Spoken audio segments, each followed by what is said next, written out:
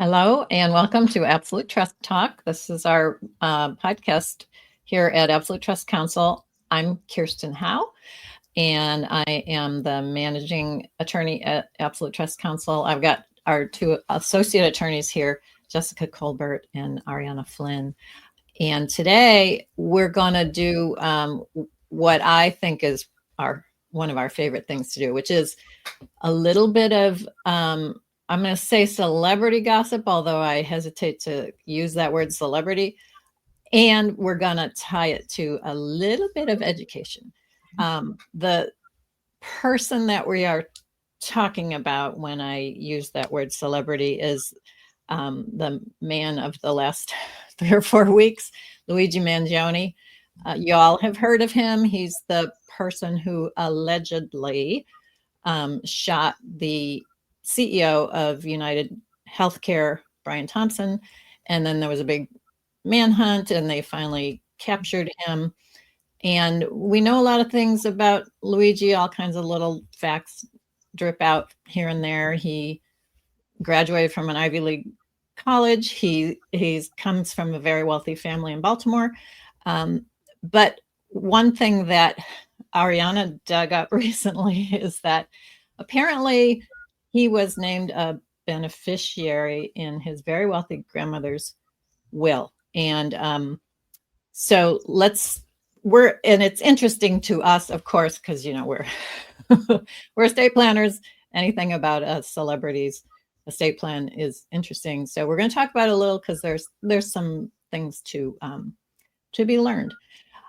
Jessica, tell us a little bit about this supposed will.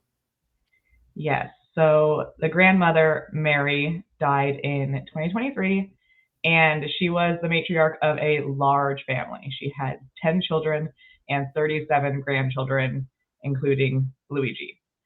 She was a Baltimore area millionaire, and we haven't actually seen a copy of this will or trust, but it allegedly says that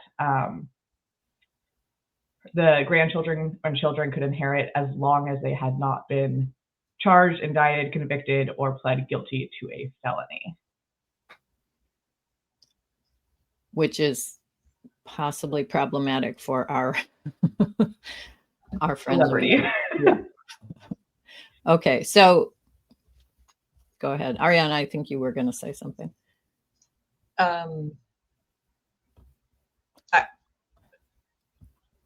I was going to go, sorry. So, well, we have. Around. We didn't say what precatory meant, so I guess I can just start there. I'll say it. Okay. We'll back up. But Jessica, you said we haven't actually seen a copy of a will or trust. Ariana, what do you know about this? Yeah, so allegedly from what, hypothetically speaking, what we do have is language from this alleged will that expresses the Mary's intent and her wish. And so whenever you see the words wish or I hope, that kind of leads to this legal term called precatory language in a will, which is different than an express term, which is legally binding. Right. Okay. And I just want to be really clear that we're just kind of repeating what Fox News has been saying, and we haven't seen the will. We don't know. As far as we've been able to tell, or at least I've been able to tell, nobody else has come forward and said, oh yeah, I have a copy of it too. In California, we would be able to find that if we went to the courthouse and requested it. But we don't know. This is what Baltimore. So Maryland, we don't know. We don't know what their practice is. But anyway, back to the terminology in question. You use the word precatory, which is not a word that anybody other than, I think, estate planners ever use, but it's a real word. It's not made up. Right. And precatory is basically just a wish that the person drafting the will puts in their plan. It's not legally binding, but it does just express the intent.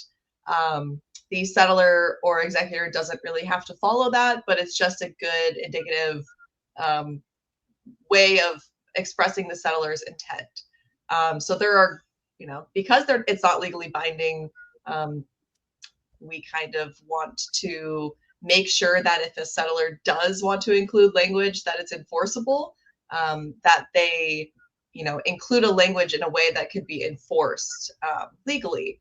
So I think this is good practice for us and other estate planners and other clients who do have wishes to make sure that they, avoid precatory language if they really do want to enforce something. So, are there any ideas or ways to avoid or to enforce a client's wealth and values? Yeah, in a case like this one where there's the use of a disqualifying clause, here the grandmother was saying that a beneficiary would be disqualified if they had committed a felony, or that it was her wish that that was the case. When using these sorts of clauses, the provision could have been much clearer if her intent was truly that the beneficiary be excluded. It could have just said a beneficiary who has been charged, indicted, pled guilty to a felony is excluded, and in that way it would be enforceable. Yeah, it's kind of funny if she actually said it as a wish or a hope, if she actually used precatory language. Why? If that seems like something that would be that could be easily made very clear, very simple for the trustee to implement. And if you kind of muddy it up by saying it's my wish, I don't know. To me, that invites litigation, I would think, or it opens up the door to it. What do you think about that, Ariana? Right. Yeah, exactly. You take something that should be an enforceable clause and you muddy up the water with the with the word wish. Even if it's just one word, it could absolutely change the effectiveness of that sentence. Yeah. So by not expressly giving the trustee the authority to do the thing that you wish they would do, you're putting the trustee in a tough spot, I think. Either way, if they exercise it and they shut somebody who'd done something bad out, that person's going to be mad. And if they don't, all the other beneficiaries are going to be mad. It's just not a good situation. I wouldn't take that job as trustee in that situation. I'm just saying.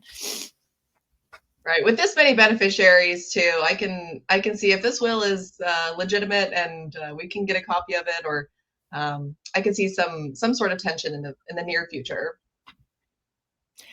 Yeah, I think the more, this is not on the topic of precatory language, but the more beneficiaries you have, probably the more possibility there is for disagreement that rises to the level of litigation.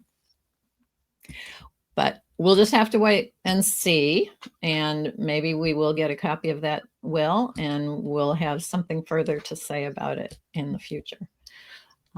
Anything else?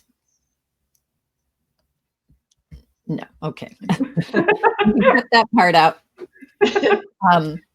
I hope you learned a little bit and maybe had a little bit of amusement there. So thank you for going with us down that little gossip rabbit hole. And we look forward to connecting with you next time.